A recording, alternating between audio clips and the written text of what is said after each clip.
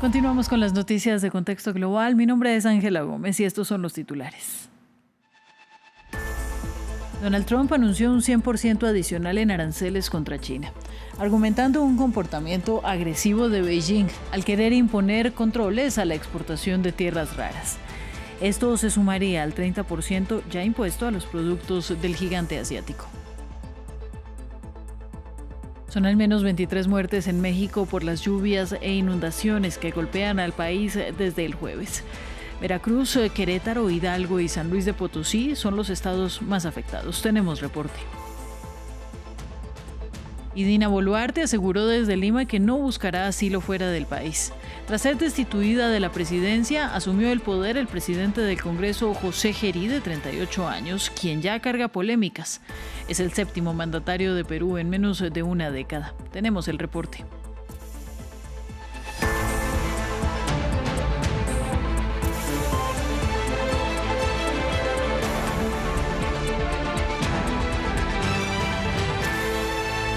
Tras meses de tregua comercial entre Estados Unidos y China, el presidente Donald Trump anunció que impondrá a partir del 1 de noviembre aranceles adicionales del 100%. Esta tarifa se sumaría a los aranceles del 30% ya vigentes sobre los productos chinos importados a la Unión Americana. Trump acusa a Beijing de haber adoptado una postura comercial extremadamente hostil al querer imponer controles a la exportación de tierras raras. Esto dijo en su nueva arremetida de guerra comercial. Se acaba de conocer que China ha adoptado una postura extremadamente agresiva en materia comercial al enviar una carta extremadamente hostil al mundo, en la que declara que a partir del 1 de noviembre de 2025 impondrá controles de exportación a gran escala a prácticamente todos los productos que fabrica e incluso algunos que ni siquiera fabrica. Esto afecta a todos los países sin excepción y obviamente fue un plan ideado por ellos hace años. Es absolutamente inaudito en el comercio internacional y una vergüenza moral en el trato con otras naciones. Y seguimos en Estados Unidos porque más de 4.200 empleados federales en 7 agencias han recibido avisos de despido cuando se cumplieron 10 días de cierre parcial administrativo del gobierno. La administración ya había advertido de su movida en un intento de Donald Trump de aumentar la presión sobre los demócratas para que pongan fin al shutdown que deja sin fondos el funcionamiento de varios servicios gubernamentales. La crisis se encamina así hacia su tercera semana. Esto dijo Trump.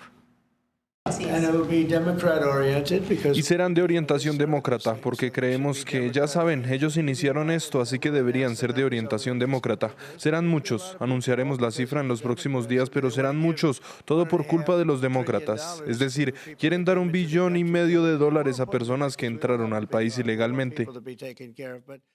Por otro lado, decenas de manifestantes se reunieron este viernes en Broadview, Illinois, para demostrar su inconformidad con las políticas migratorias de Trump. Denunciaron el acoso que viven estas personas que no pueden salir de sus casas por temor a ser detenidas y llevadas a centros de detención, para después sufrir la deportación. Informe de Aitor Chavarri. Voces contrarias a Trump en Illinois. Decenas de manifestantes se reunieron a la entrada de un centro de detención del Servicio de Inmigración y Control de Aduanas en Broadview, Illinois, para protestar en contra de las políticas migratorias del presidente Trump. La policía estatal los redujo con porras y empujones para detener las protestas. Los manifestantes reivindicaban los derechos de los inmigrantes y denunciaban la violencia con la que son tratados bajo esta administración. La gente está sufriendo, tiene miedo, la están sacando a la fuerza de sus casas y de sus coches. Tienen miedo de ir a trabajar, de llevar a sus hijos a la escuela. Y eso se debe a las medidas de nuestro gobierno. Así que, como ciudadano de este país, siento que no me queda otra opción que alzar la voz. Lanzaron consignas también recordando las consecuencias psicológicas de separar a una familia, ya que son muchas las familias que son desmembradas al llevar a cabo este tipo de políticas. La primera vez que Trump fue elegido, tuve un familiar que fue deportado y destrozó a la familia. Causa mucho daño. Y viendo todo lo que está sucediendo ahora mismo, estoy aquí porque quiero asegurarme de que la gente no tenga que pasar por eso, porque es muy difícil. Después de 4 semanas desde el inicio de la campaña de deportación Midway Village, con el presidente Trump como impulsor, las detenciones en Illinois han sido masivas. Esto hace que la situación de los inmigrantes sea muy complicada.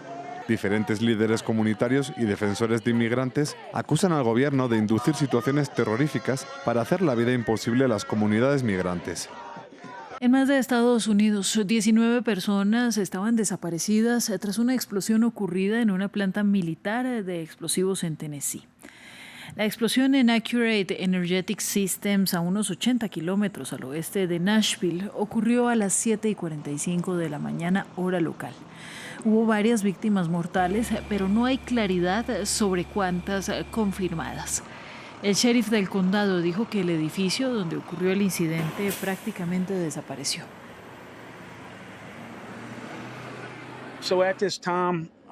Hasta este momento hemos podido confirmar que hay 19 personas desaparecidas. Les pido que tengan presentes a esas familias. Este probablemente sea uno de los lugares más devastados, creo. Como lo comentaba con el sheriff Kraft, probablemente sea una de las situaciones más devastadoras en las que he estado a lo largo de mi carrera.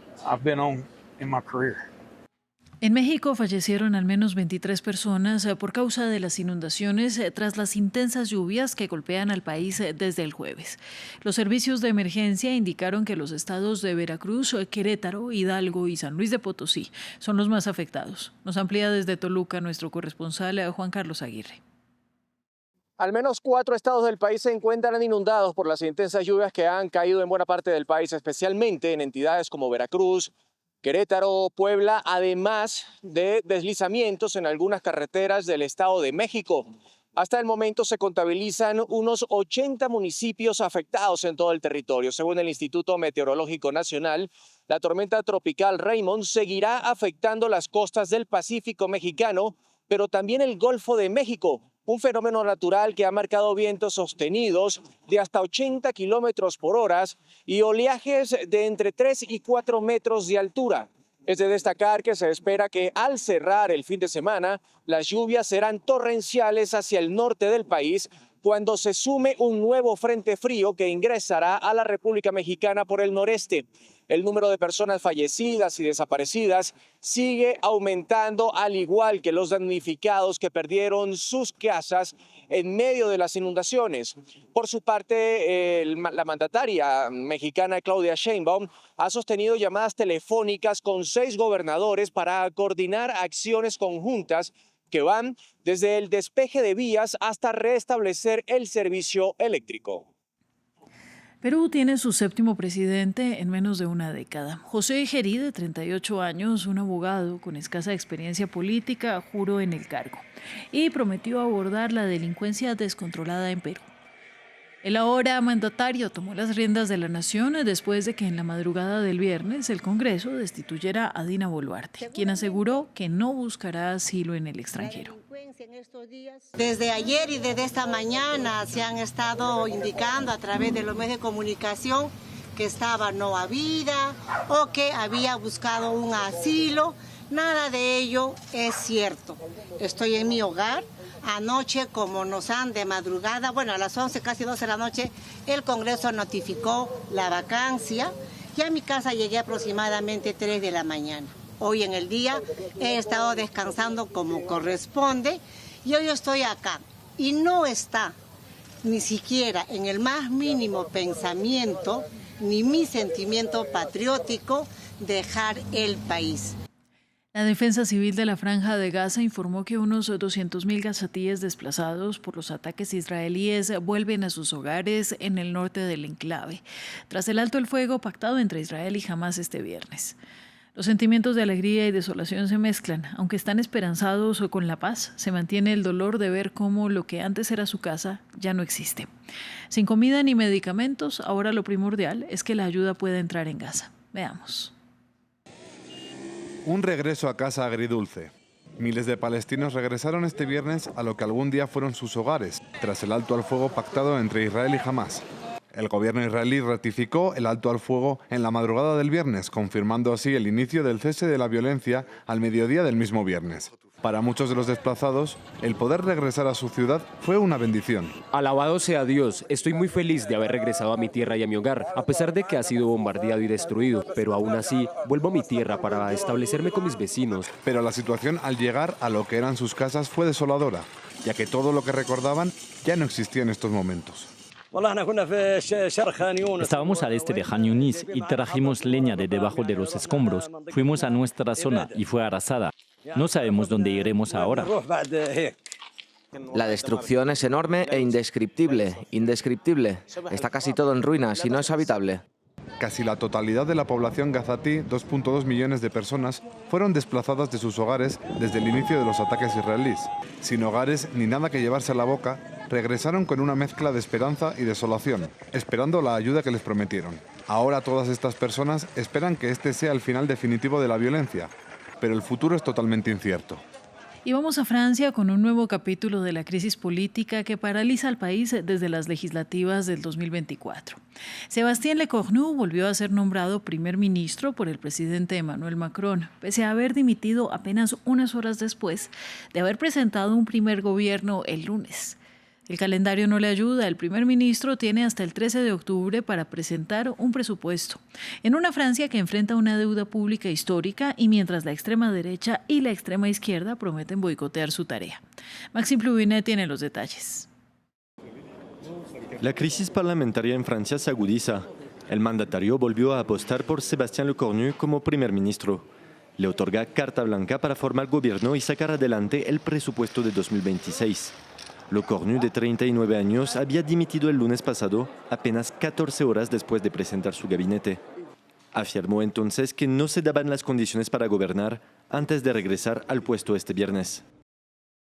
Acepto por deber la misión que me ha confiado el presidente de la República de hacer todo lo posible para dotar a Francia de un presupuesto para finales de año y responder a los problemas de la vida cotidiana de nuestros compatriotas. Es necesario poner fin a esta crisis política que exaspera a los franceses y a esta inestabilidad perjudicial para la imagen de Francia y sus intereses. El nombramiento llegó tras una ronda de consultas en el Palacio del Elíseo, con los partidos representados en la Asamblea Nacional. Pero dos fueron excluidos, el ultraderechista Agrupación Nacional y el partido de izquierda radical La Francia Insumisa. Ambos criticaron duramente la decisión del presidente, con la promesa de censurar al primer ministro y de hacer caer cualquier gobierno. El gobierno Lecornu II, nombrado por un Emmanuel Macron más aislado y desconectado que nunca en el Elíseo, es una broma de mal gusto, una vergüenza democrática y una humillación para los franceses. Agrupación Nacional censurará, por supuesto, inmediatamente a este equipo sin futuro, cuya única razón de ser es el miedo a la disolución, es decir, al pueblo. Cada vez que el tío vivo gira, el pompón permanece en el mismo lugar. Son ridículos los que fueron actores de esta comedia. Macron no puede hacer otra cosa que ser Macron.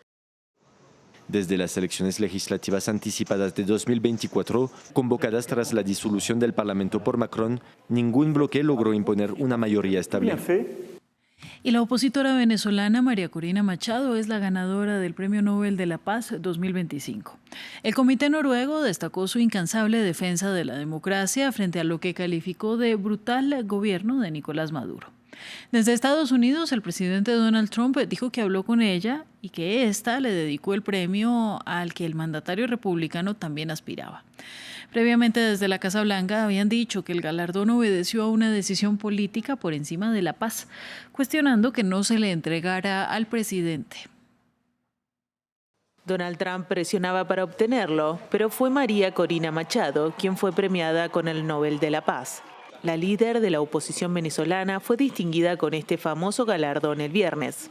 Recibe el Premio Nobel de la Paz por su incansable labor en la promoción de los derechos democráticos del pueblo venezolano y por su lucha por lograr una transición justa y pacífica de la dictadura a la democracia. La señora Machado ha sido una figura clave en la unificación de una oposición política que antes estaba profundamente dividida. Una oposición que encontró un terreno común en la demanda de elecciones libres y un gobierno representativo. Es la primera vez que una persona venezolana es designada Nobel de la Paz. Machado, ingeniera industrial de 58 años, fue impedida en 2024 por los tribunales venezolanos para presentarse a las elecciones presidenciales. Este inmenso reconocimiento a la lucha de todos los venezolanos es un impulso para concluir nuestra tarea, conquistar la libertad. Estamos en el umbral de la victoria y hoy más que nunca contamos con el presidente Trump, el pueblo de los Estados Unidos, los pueblos de América Latina y las naciones democráticas del mundo como nuestros principales aliados para lograr la libertad y la democracia. Venezuela será libre. González encabezó la lista al estar ella imposibilitada por la justicia e hicieron campaña juntos en 2024. El Consejo Nacional Electoral declaró ganador a Maduro a pesar de no haber publicado nunca los recuentos de votos. La oposición declaró ganador a González, afirmando que el 73% de los recuentos de votos recopilados por sus partidarios mostraban que su candidato había obtenido más del doble de votos que Maduro. El pedido para que el oficialismo muestre las actas llegó no solo desde Venezuela, sino incluso de gobiernos con quienes Maduro mantenía vínculos, como el de Lula da Silva en Brasil y Gustavo Petro en Colombia. Tras los comicios, las protestas y detenciones, Machado permaneció en un lugar desconocido desde agosto hasta el 9 de enero de 2025, cuando se unió a una protesta en Caracas contra la toma de posesión del tercer mandato de Maduro antes de estar en la clandestinidad. Fin del informativo y buenas noches.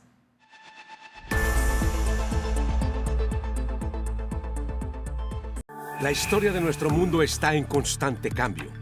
El flujo de información es cada vez mayor. Estamos ahí con todos los temas.